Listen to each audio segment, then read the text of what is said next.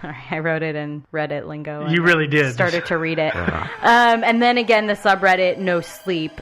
Let's Not Meet is... supposedly? It's meant to be all true stories. True horror stories, true experiences that people have actually experienced. Whereas No Sleep can be true or fictional, no matter what, it's just horror stories. The author of this story claims that it's 100% true. He's continued to claim it's 100% true. If that's the case, then I don't ever want to be outside alone when it's dark. No, just be packing your jammy and you'll be fine. Maybe. This story is called The Smiling Man, and I'm not going to tell the whole thing. It's really easy to find. You can just Google The Smiling Man, and it is literally the first thing that comes up. Yeah. But we're going to do some mixture of direct quotes and then summarize what happens in between. The story is written by a user named Blue Title. I did get permission to use this story from this author, just so everybody knows. Yeah, I also spoke to him. I keep saying him. I'm just assuming him. I didn't actually ask because it's Reddit and that's rude. But we'll talk a little bit about the discussion I had with him after the fact. So Blue Title starts the story out by talking about how he likes to walk at night. I think we all do things like this sometimes, walk or drive or something at night to clear your head, or if you can't sleep, or, I drink and drive. Not a thing to admit. Not a thing to do either. Not a thing to do, definitely not. I don't even know what that means. Yeah. So around 2 a.m., he turns down a side street heading home off of kind of a more main thoroughfare when he sees the silhouette of a man dancing. It was a strange dance, similar to a waltz, but he finished each box with an odd forward stride. I guess you could say he was dance walking, heading straight for me. Deciding he was probably drunk, I stepped as close as I could to the road to give him the majority of the sidewalk to pass by me. The closer he got, the more I realized how gracefully he was moving. He was very tall and lanky, and wearing an old suit. He danced closer still until I could make out his face. His eyes were wide open and wild, head tilted back slightly, looking off at the sky. His mouth was formed in a painfully wide cartoon of a smile. At this point, the author wisely crosses the street. Yeah, and terrifyingly, the man, quote-unquote man, the figure, follows him, kind of. He won't move until Blue Title looks away from him. So, like an angel in Doctor Who? Kind of, the Weeping Angels? Kind of like the Weeping Angels. So he decides this guy's drunk. He, is creeped out by him. So he looks at him. He turns. He walks across the street. He turns back and is paused. Just frozen, like he's about to cross the street, exactly parallel from Blue Title. So Blue Title decides, I'll just keep walking. That's weird. It's creepy, but I'm just gonna keep walking. So he turns around and walks for a minute or two, and then turns around again. He had crossed the street and was now slightly crouched down. I couldn't tell for sure due to the distance and the shadows, but I was certain he was facing me. It was clear that he had moved fast. I was so shocked that I stood there for some time staring at him. And then he started moving toward me again. He took giant, exaggerated, tiptoed steps as if he were a cartoon character sneaking up on somebody. Except he was moving very, very quickly. I'd like to say at this point I ran away or pulled out my pepper spray or my cell phone or anything at all, but I didn't. I just stood there, completely frozen, as the smiling man crept toward me. And then he stopped again, about a car length away from me, still smiling his smile, still looking to the sky. When I finally found my voice, I blurted out the first thing that came to mind. What I meant to ask was, "What the do you want?" F with the F. Yeah. In an angry, commanding tone. What came out was a whimper. What the fuck? Regardless of whether or not humans can smell fear, they can certainly hear it. I heard it in my own voice, and that only made me more afraid. But he didn't react at all. He just stood there, smiling.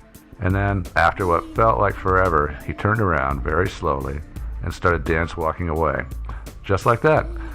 Not wanting to turn my back on him again, I just watched him go until he was far enough away to almost be out of sight. And then I realized something. He wasn't moving away anymore. Nor was he dancing.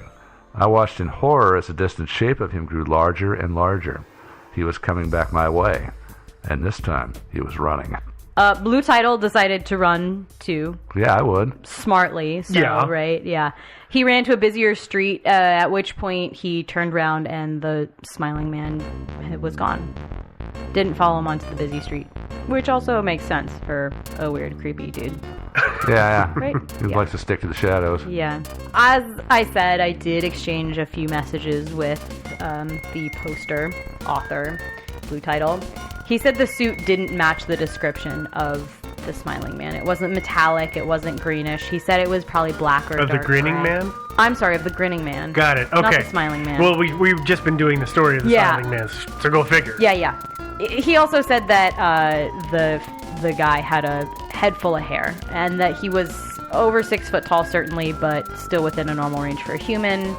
That really he thought this guy was more of a psychopath than he was like an alien or something like that. Or maybe high. Drunken ballerina. Drunk ballerina, it's hard Yeah. to tell. Didn't they say he never went out? He never stopped doing his nighttime walks after that? He did for a while, I think. Yeah. Yeah, he was like, no, maybe no. So low in the comments on the original one, so it was the Let's Not Meet, somebody said, oh, hey, you met the Grinning Man, which was my first point of contact for the concept of the Grinning Man. So this is where you first This came is across where I first came across it. And, people seem to not really know about the Grinning Man. It wasn't highly voted. And then there's a subreddit called The Smiling Man, dedicated to maybe not just this story, dedicated to the idea of the Smiling Man. the character himself. The character himself.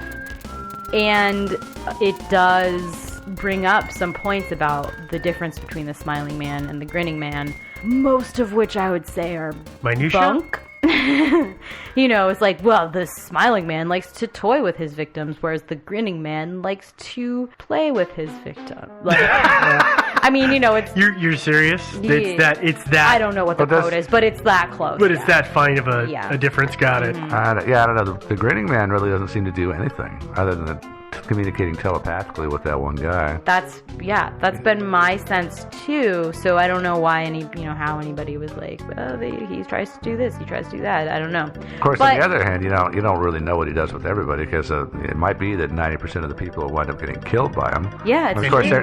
and they can't report it. Yeah, absolutely. So who knows? Yeah. And for some random reason, some people get let off the hook. Yeah. Oh, by the way, you might want to stop at this point and look out your window. Just kidding. Just kidding. There have been other reports of seeing the Smiling Man. I would dismiss 99% of them. Oh, and also for our local listeners or like Pacific Northwest listeners, that original story, The Smiling Man, took place in Seattle, so sleep tight. By the way, did Blue Title, did he get a good enough look at this guy where if he ran into him again in the street in the daylight, would he recognize him? I think, yeah, absolutely. Yeah, but he hasn't seen him anything. Hasn't seen him since? Nope, hasn't seen him. But Seattle's not a small place, so... Yeah. No. Okay, but back to canon. Okay. Oh yeah. Or the Grinning Man. Since, I don't know, I think there's a reasonable chance that if both parties exist, they may be one and the same. The grinning man and the Sorry, smiling if the man? Smiling Man and the Grinning Man both exist, that they could be the same thing. Well, but there's differences between the two, Sure. reported differences. Sure, that's true. Which makes me think they couldn't be the same entity, But they could be the same the same thing. thing. Same kind of thing? Yeah. Great. I'm bald, Maybe. Joe's not. We're both weird-looking dudes. Mm-hmm. I would mistake one for the other. Sorry, Joe. Yeah, jerk. One more question about Blue Title's story. Oh, yeah.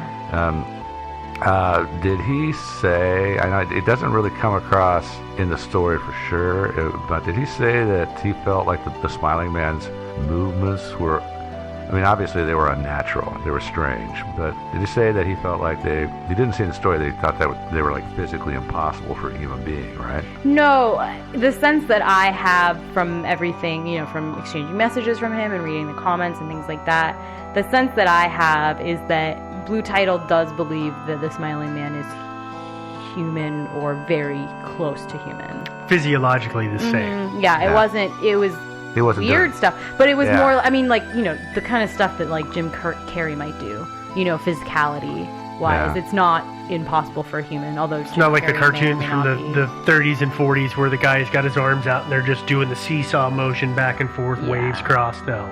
Not that kind of liquid bone motion. No, Okay. that wasn't the sense that I... Okay, so he could have been a human being. Yeah. Okay. Yeah. So, to this other sighting, in November of 1966, this is where we get Indrid Cold from.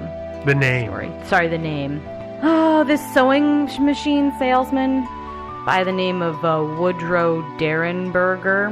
Derenberger. Yep. Derenberger, sounds right. Yep, that's how he pronounced it. Yeah, it sure was. So he was driving home after a long day of work, which some of us know about. Yeah, I don't. I'll tell ya. Apparently, he saw this really weird vehicle, quote-unquote, drop out of the sky and land on the road in front of him with a really loud noise.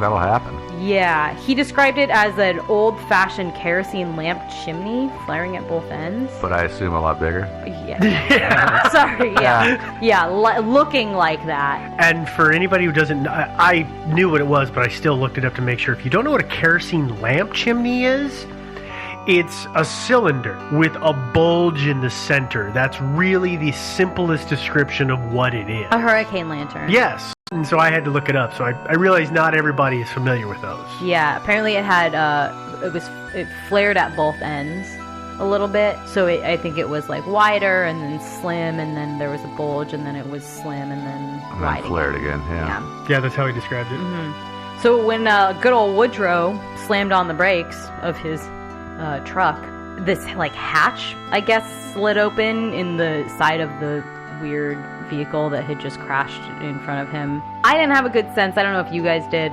if it was like crashed, oops, this thing is ruined, or crashed.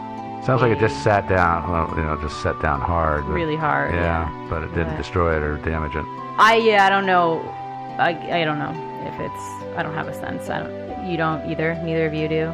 No. Steve's mad already. He has something to say later, I'm sure. No, it sounds like the guy popped out and then got back in and flew off again, right? Mm-hmm. So it could not have damaged it that much. Right. Anyways, a tall, dark-skinned man climbed out. Woodrow said that he had slightly elongated eyes, but the most notable attribute was a wide, creepy grin on his face. Yeah, the serial killer grin. Yeah. And he could see it glinting in the lights of his truck. Okay. The smile, not the man. Woodrow said that he was wearing reflective clothing. Reflective, kind of. This is one of the big disparities between the two stories. The suit that the man was wearing wasn't green. It was just kind of more metallic. So it's just shiny and metallic, but not green. No, that was... the grinning man maybe wants to change his outfits once in a while. Yeah, right? Like, what, he's not allowed to change his clothes? Come on, guys. Yeah. Just the belt as an accessory is not enough. You got to have a full outfit change. Yeah, I think so. Sure. I think that's fair. You got to send your clothes to the laundry at some point. Yeah. Anyway, so Woodrow said that the grinning man telepathically communicated with him and asked him a series of odd questions. Did he remember any of these questions? I don't think so. But he did say that his name was Cold and that he would come back and visit Woodrow sometime. So, just to point out, this conversation was not had entirely verbally. I think at all verbally. Sounds like it was all telepathic. Woodrow? Thank you. Mm-hmm. Woodrow was speaking. The grinning man was speaking telepathically. Right, because it would ruin his grin if he would talk. Yeah, you can't grin and talk. Well, you can, but it's weird. Not easily. It's really hard. strange when I do it right now. See, it doesn't work. This episode of Steve Makes Weird Faces, grinning and talking at the same time. I don't know. Apparently, Cold then got back to his vehicle. I don't know, necessarily where the Indrid Cold came from. I assume it's from a different telling. The first name. It's not the last time that he saw him. Oh yeah. That's how it came about. He saw Indrid again. He came back again, right? Many times. Yeah, many times. So Cold gets back in his little craft thing and zooms away, and then I guess visits Woodrow a bunch of other times, and they talk about posies and sunflowers and how hot to bake bread. Right? No? Is that not what they talked about? And Indrid, I don't think so. Indrid never tried to be violent or have sex with Woodrow or anything like that? No probing. No No? probing. No probing. Anything, yeah. Nice. But other people who lived in Point Pleasant, which is where this interaction happened, claim Point to Pleasant have again? claimed to have seen Indrid cold and spoken with him too. Steve has that little black book again. I do, because, well, actually, and there's not much on this particular bit in the book, but here's the deal. Woodrow went to the news the next day, and they interviewed him for like a half an hour, and then he went and talked to a bunch of other people. And all of that audio is available to listen to. Oh, and I bet you listened cool. to it. I did. That was smart of you. Yeah, I didn't even research Woodrow Derenberger because I just assumed that he never existed. Yeah. No, he's says the ship crashed to the ground in front of him. He described it as a vehicle approached him from behind, passed him on the left. He looked over at it, saw it, and then it went in front of him and slowed down and blocked him. Once Indrid got out of the vehicle went in the sky and hovered, waited for him to return, then landed, picked him up, and took off again. Okay. He was in a dark suit, like as in a suit and trousers is the impression I got from the way he described the suit. Yeah. Had hair, had, a nose, normal features, and the only mention in the entire thing about the grin is he had a smile on his face, a pleasant, friendly look. That was it. Maybe Really? maybe Indrid Cole is the smiling man, not the grinning man. Maybe we're accidentally doing an episode on the smiling man. I think you're trying to. But he did. But Indrid Cold actually did speak to him telepathically. Yes, he said he spoke to him telepathically. And was his description of the ship or craft the same? Very similar. The chimney, the kerosene lantern chimney part still holds true. That still all happens. The crashing to the ground part doesn't happen. Okay. He asks him about what the town is and stuff like that, and then he says, yeah, we're going to speak again. And Woodrow goes on, with the help of another author, to write about his other encounters with Indrid, where he meets two of Cold's companions, whose names I don't recall, and things don't go good for him because nobody believes him. He writes these crazy books. His wife leaves him. He turns into a recluse because he's sure that people are after him. Like, I have a feeling he was a little unhinged from the beginning. Probably. But if nothing else, I really believe that this whole thing was in his head simply because he'd been working hours and hours and hours, and now he's got this long drive home. And have you ever been driving and you're just spacing out and you're having this whole thing go through your head, and then you realize 15 minutes has gone by and you don't remember driving? Yeah. He could have freaked himself out to the point and said, that's got to be real, and told everybody about it. Yeah. Could very well have been it. Yeah, or he was nuts, or he made it up. But did he say how many more times he talked to Indrid? I know that he has, quote-unquote, documented how many times he spoke to him. I don't know that number myself. I didn't go any deeper after that. I got the information I needed at that point, and I just left it be. He didn't say anything about what they talked about on these various occasions, or No, again, Joe, I went through the initial encounter, and I read stuff about the later encounters, but I didn't read any of the later encounter text. Okay. All right. So Woodrow, Yeah, maybe Woody. not the best witness. No. Also, No. maybe 13-year-old boys, not the best witnesses. No. 14? Or John Keel. Or John Keel. How about this one? Let's try this one on for size. Oh, another grinning man? Another one. A 26-year-old night watchman named Pierre Zanfretta. He was on patrol in the village of Triglia, Italy, in December of 1978. And he claims he was abducted by a trio. I'm sorry, I shouldn't say this laughing. I would. But he was abducted by a trio of gigantic, yellow-eyed, semi-reptilian aliens. But also, apparently, the grinning man was there with them. He says he was abducted like 20 times or something like that. They were semi-reptilian, yellow-eyed? Yeah, but that, like, overseeing the whole operation was this grinning man. So what is semi-reptilian? I'd say, like, a mix between reptilian and Humanoid? humanoid. Think about that old Star Trek episode, the